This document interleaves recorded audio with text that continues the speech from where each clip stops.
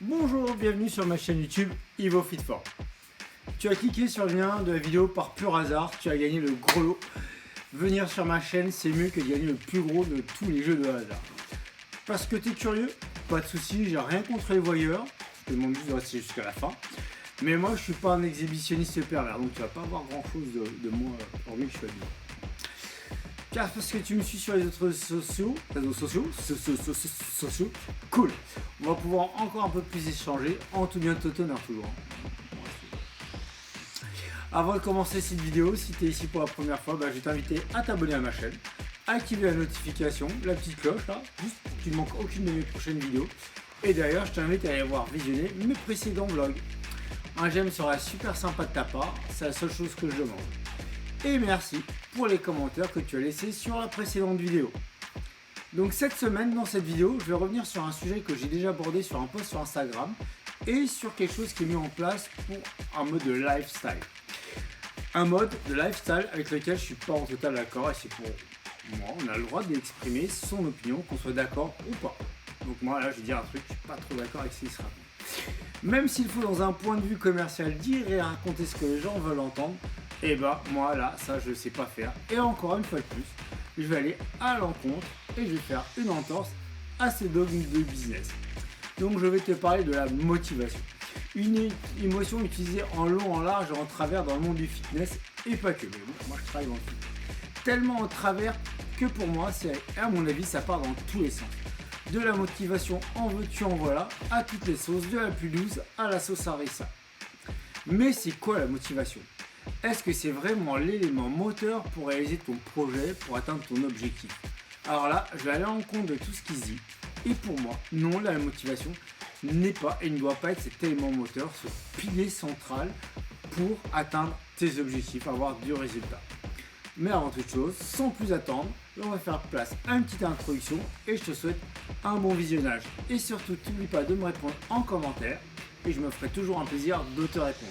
Et n'oublie pas, tu t'abonnes, tu likes et tu actives. Allez, avant d'exposer mon point de vue sur la motivation, il faut tout d'abord la définir, cette motivation qui fait soulever des montagnes par une souris. Mais ouais, les souris apparemment ça peut dépasser les montagnes. La motivation est un phénomène cognitif mais aussi émotif. C'est par le biais de l'émotion que le cerveau va évaluer s'il faut agir ou non.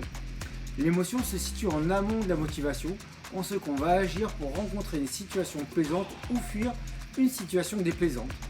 Mais l'émotion est également présente en aval de l'action, en ce qu'on éprouvera une émotion positive en cas de succès, l'envie de continuer, ou une émotion négative en cas d'échec, la situation abandonnée, de l'abandon. En fonction du sort, le succès ou l'échec de l'action, l'émotion ressentie en aval provient essentiellement du conditionnement à recevoir une récompense ou une punition selon qu'on ait fait preuve de compétence ou d'incompétence. C'est simple, hein ? Tu suis encore tout pour l'instant ? C'est cool.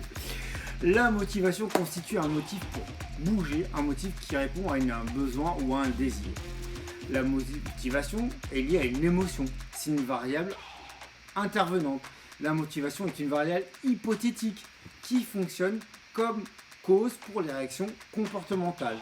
La motivation est une émotion qui te pousse à te dépasser quand tu te sens bien, et cela dépend des jours, n'est-ce pas ? Tu es d'accord avec moi pour l'instant ? La motivation, c'est une émotion qui est aussi ton excuse pour ne pas poursuivre tes efforts. Tu sais cette petite phrase que tu te répètes parfois, non aujourd'hui j'ai pas envie, je suis pas motivé. Ah j'étais pas trop motivé, je l'ai pas fait. Oh non, la motivation est pas là, je verrai ça plus tard quand je serai un peu plus motivé. Tu vois tout ça, c'est une émotion. La motivation est une émotion comme toute émotion, elle n'est pas constante, elle est fluctuante.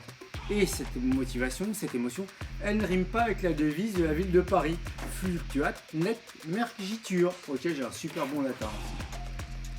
Et à force de te justifier, d'auto-persuader que tu veux pas, que tu ne peux pas, tu n'es plus motivé. Et là, tu arrives à l'échec et à l'abandon. La motivation, cette motivation, elle ne doit pas être l'un des piliers de ta stratégie d'entraînement pour atteindre tes objectifs. Tu dois utiliser le motif, la direction, l'énergie qui affecte ton comportement lié à ta motivation pour établir ta stratégie d'entraînement, pour produire ton action avec de la discipline, de la détermination, de la rigueur, l'exigence, de la régularité et aussi de la patience. La motivation doit faire partie des émotions quand tu arrives à atteindre ton objectif, quand tu atteins tes résultats.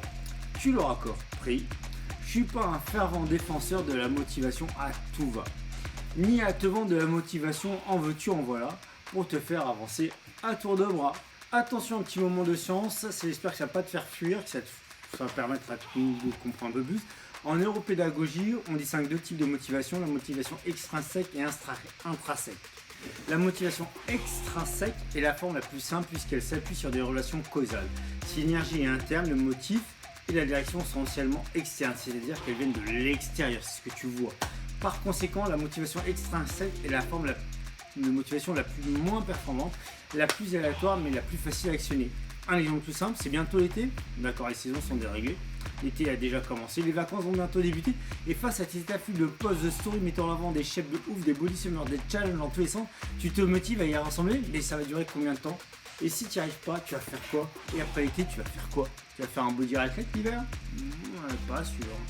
Par contre, en revanche, la motivation intrinsèque, dont le motif et la direction sont essentiellement internes, propres à toi, offre les plus grandes performances parce que l'énergie déployée, invariablement interne, puisque c'est propre encore à toi, est plus importante et plus constante, mais plus délicate à obtenir.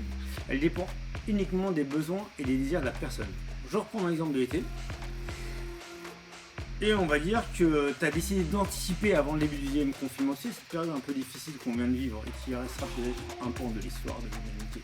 Bref, comme beaucoup de gens, ils n'ont pas voulu, ils n'ont pas fait, mais d'autres, ils vont arriver en 2021 avec un body summer parce que ils auront préparé, ils auront anticipé, ils auront planifié.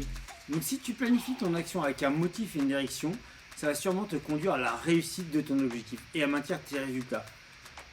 Voire, comme diraient certains, à modifier ton lifestyle. Ouais, beaucoup de lifestyle, beaucoup d'anglais aujourd'hui. Bref.